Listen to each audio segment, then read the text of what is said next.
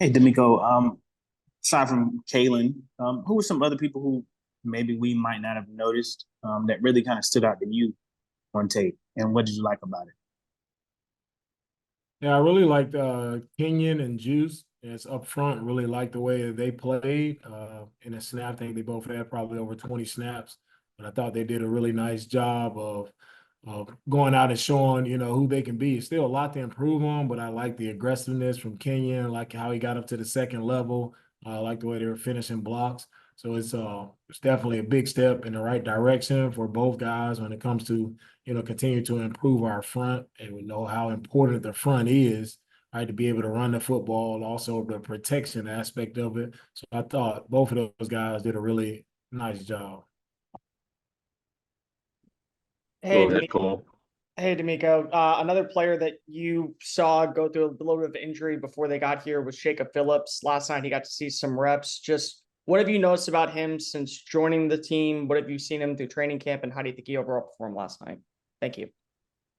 Yeah, Jacob has done a good job. Jacob has continued to improve, right? Continue to show and compete. It's a competition, right? So we have a lot of guys in that linebacker room. Jacob has to continue to show the improvement, continue to show like playing our style of play, playing fast, playing physical, playing relentless. So just want to continue to see those improvements from him.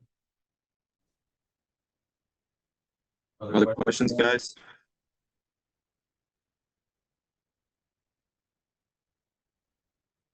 Jonathan, We'll go with Cody first. Miko, on some of those passes to Colin Johnson in the end zone, what did you see on those? Was that a communication conversation between those players, and what maybe went wrong on those? with the passes that were, you see guys wide open. The first touchdown was a communication error where guys weren't on the same page, and it's something that we harped on going into the game with a lot of young guys playing, a lot of different guys in there together. That the key was going to be the communication, right? And it will be vital to everyone's success if those guys communicated, they were on the same page.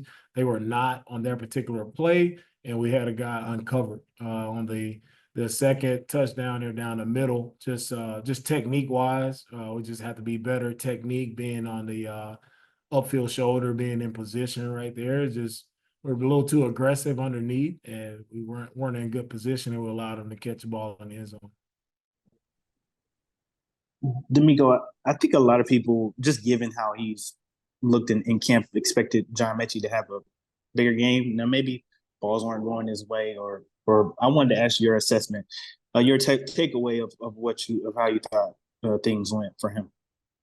Yeah, Mechie he showed up during camp just playing really fast, playing decisive, and we've seen that during the first couple of weeks of camp. Just want to continue to see that, in the game. Where the game was yesterday, we'll see how he improves to the next week. And that's a lot of guys, man. It's that first one out. It's all about, okay, this is your starting point. So I don't put a lot into the game. I just put a lot into how guys respond the next time, right? After we make the corrections, we show guys where they have to improve, whether it's, a D line position, receiver, every position across the board. It's like, how can guys improve upon what they put out there on film on yesterday? So I'm excited to look ahead to this next week and to see how all of our guys improve. Miko, another offensive line I like to ask you about is Nick Broker. I know he's shown some versatility. He's played a couple of different positions, and I have a follow-up. Thank you. Broker has shown that he can play multiple positions, and as you know, as being a reserve offensive lineman, right? Whether you're the eighth and ninth O lineman on game day, right? Can you play inside and outside? That really adds to your value. And I talk about it all the time. The position versatility on our team will be huge. That's huge to the depth of your team and how good you can be. So Broker has shown that he can go out and play that tackle spot. So it was good to see him last night in action playing tackle. Good to see him, the way he finished, the energy that he brought to the game. So I really liked Broker's mindset yesterday. And with Ben and the receiving end, special teams, everything he does, was that basically kind of the vision you all had for him, the kind of player you hoped for when you made that trade for him? Thank you. With Ben, yeah, we saw the physicality that he showed on tape. We saw the special teams ability that he had, on tape as well. So we trying to see, put him in the mix here and see how he competes and see how he matches up with our guys, and let's see who rises to the top. We know we have a very talented room there, a tough group to crack. So we'll see how that sorts itself out.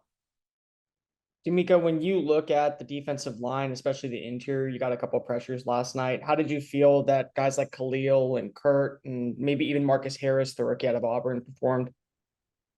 Yeah, I feel like guys, there were some plays where guys had some bright spots, and also just overall, we have to do better up front. We just have to be better at disrupting the quarterback. We have to be better in the run game, just alignments, our aiming points, our angles, like how we're finishing and closing to the football. Just a lot of things there where we can definitely improve upon.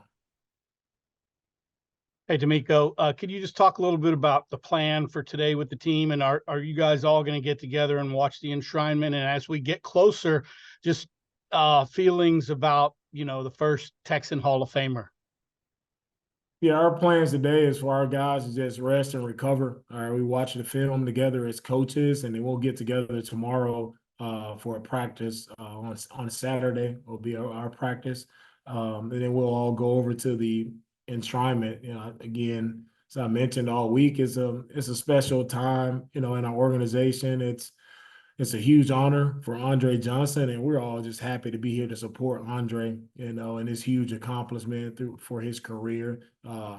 Well deserved, great guy, great teammate, great guy in the community, all across the board. Right, Dre is outstanding in all aspects of players. You talk about respect from other guys across the league. Everybody knows, Andre, and knows what he's done, even when times weren't as great here in Houston. Andre was still that shining light here in Houston, right, making plays, creating a name for himself. And so he epitomizes what this organization is about. I mean, you talk about hard work, you talk about a championship mindset. That's what Andre Johnson is all about. We'll take a couple more and start with Landry. What was it like with the new kickoff? Was it weird seeing it in the game situation? Did anything stick out just with your first time practicing that in a game?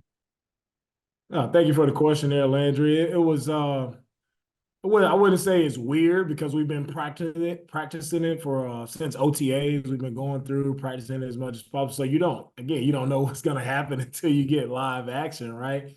And what I noticed from the kickoff is just it's definitely a lot of big hits, a lot of violent hits, and I think it's tough. Like the 5-yard gap between the guys is tough as a kickoff return unit to get back, to get your feet set, and to actually get a guy blocked. It's tough. So what you saw a lot of guys running free, and you saw returners running downhill full speed. So you saw a lot more collisions than you've seen, on the kickoff in the past couple years. So definitely some work to do is when it comes to cleaning it up. When you're trying to get those blocks, it's tough to block a guy when he's full speed. He's on you at 5 yards. You got to turn around as quickly as possible, get your feet in the ground.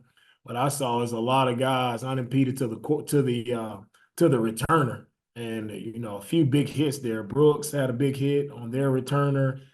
Jake Hansen, he beats his block, and he comes off, and man, he's on the returner very quickly. He ended up coming out of the game, so it's going to be interesting. We'll see next week. I'm interested to see. With 16 games going, I'm interested to see just after we get more looks at it, more data, and see, what is to come of the new kickoff. But I think it's definitely interesting, and hopefully we get out of it what we want.